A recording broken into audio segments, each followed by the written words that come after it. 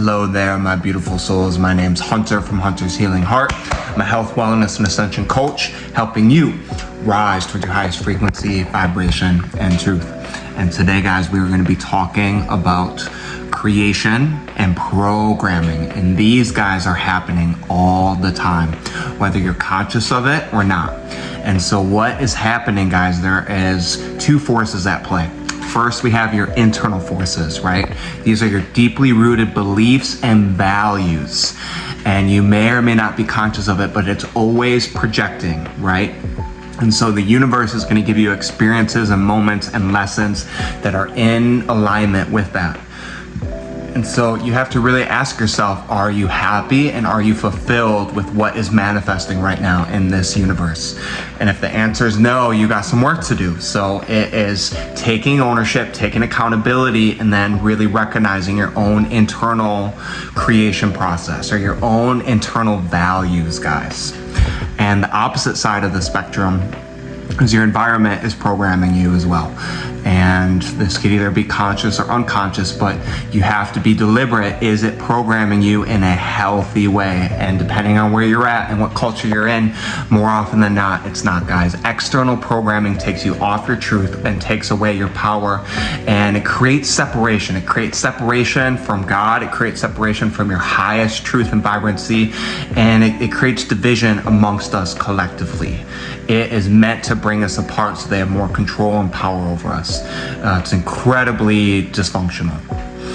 And before we go a little bit deeper into more of the internal metrics in the creation process, guys, I have a story to tell you. And in my journey, I was so lost for a while. I had no idea who I was. I'd morph myself into various people, and I would explore, and I felt lost. I would ruminate about my decisions. I didn't have a lot of clarity. And it wasn't until I got into a relationship with a gal who I truly love, man. She will always have my heart. In the end, though, there was incompatibility, and it ended. And through that heartbreak, I'm like, okay, what happened? What do I need to take ownership so I could step into my highest truth? And I'm like, I don't know who I am, and I don't know how to really move forward in the best, most integral way.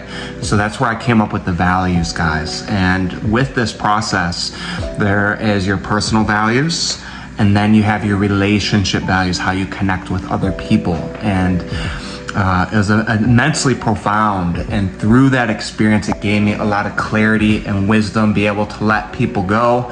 And the thing is, guys, with this process, it's hard. It is so difficult because your nervous system, your emotions, your body are clinging to the past. They're clinging to your old programming. And then with mentally, it's like, no, this is what I'm putting in, this is what I'm creating, and you have to act despite how you feel.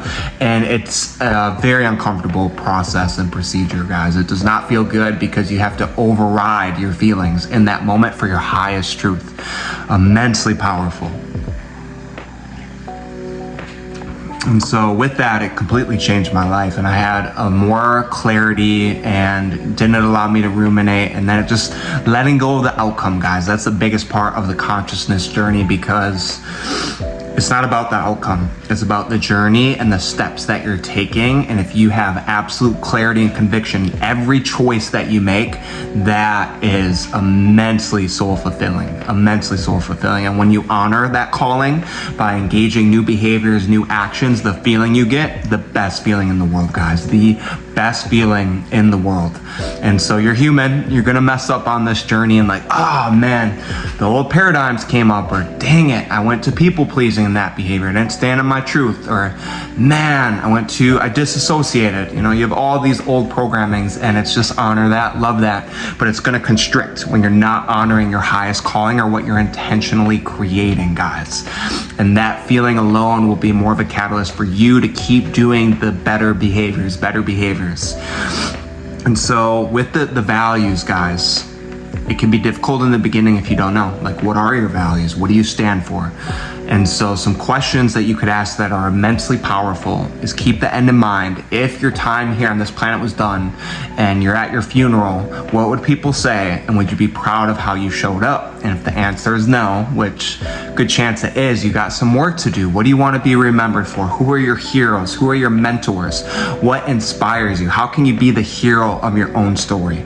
And then just write that list down, your personal values. Maybe have 7, 8, have it on a piece of paper, a note card, and put it in the mirror, guys. And every morning and every night before you go to bed, read it over and over and over, and it'll start to solidify. And it'll start to be ingrained in what you're doing, guys. You are being conscious. You are being deliberate of exactly what you're putting into your systems, into your embodiment, right? And there's these systems. There's these systems within the body. And so you have mentally, well, first physically, that's the most superficial, but then mentally, and that's the one you're consciously modifying. You have your feelings, you have your nervous system, and then you have your spiritual energy. And so it's a trickle down effect. And so once you start putting more positive programming in the positive, it's going to sink deeper and deeper and deeper. But you have to be consistent with it. You have to keep showing up, keep creating, keep embodying. And that is just one piece of the puzzle, guys. One piece of the puzzle. The relationship values was a big catalyst for my growth and expansion because I didn't have boundaries. I didn't have boundaries with people, and I was naive that, I view the world as people are amazing, beautiful, in integrity, respect, looking out for others, and that's just not the reality, guys. Most people are selfish. Most people are going to put their wants and needs first, and especially in our culture, that is the norm, that is the standard. And so you can't anticipate that. So still honor your energy, your vibrancy, your truth, but then have boundaries with it. And you could do this with love, with respect, with integrity. Keep things soft. And then at the end of the day, you can't control people. Just allow people to show up how they're going to show up. But you've honored yourself with that boundaries. So with the values, and for example, I value clear, concise, and authentic communication, the expressions of needs, feelings, and boundaries within my relationships. And so by me stating that and reading that, guess what? I got to show up. I got to lead by example. I got to set the pace and tone for that energy within the relationship myself. So not only is it what you're seeking externally, but you have to cultivate that within. So hold you accountable. And guess what, guys? It is going to change the nature of your relationships tenfold, because you're going to start witnessing some of these behaviors. And it's like, do I want to go deeper with this person? Do I not?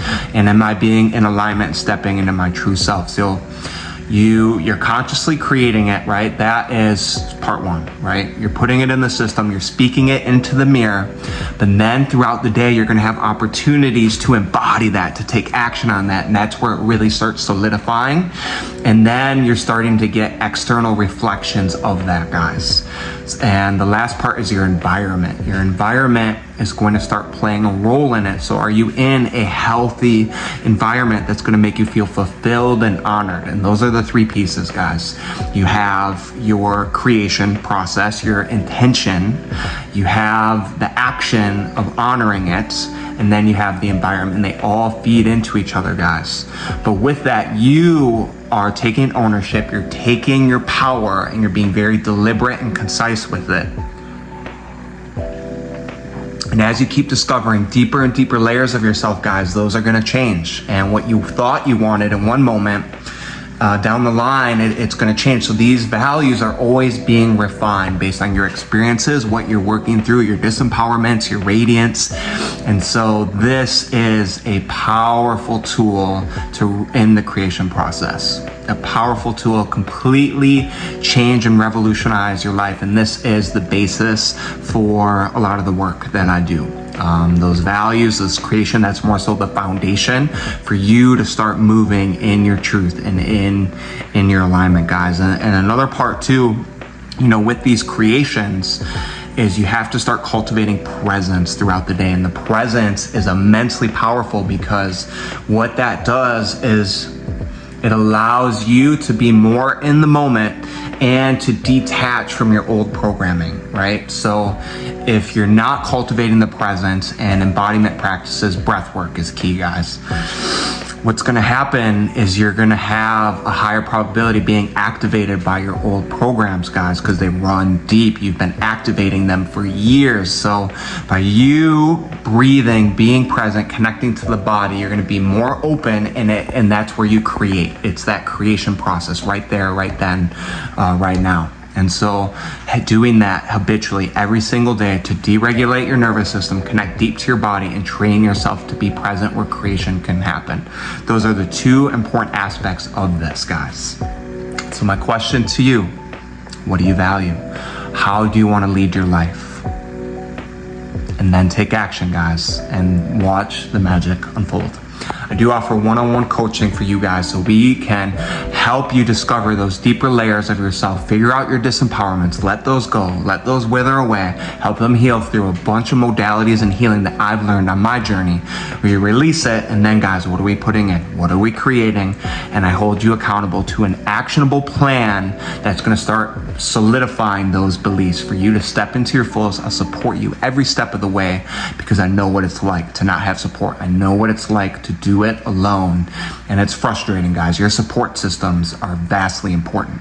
So I will give you all the support you need to flourish. Always choose your light and empowerment. Blessings and much love.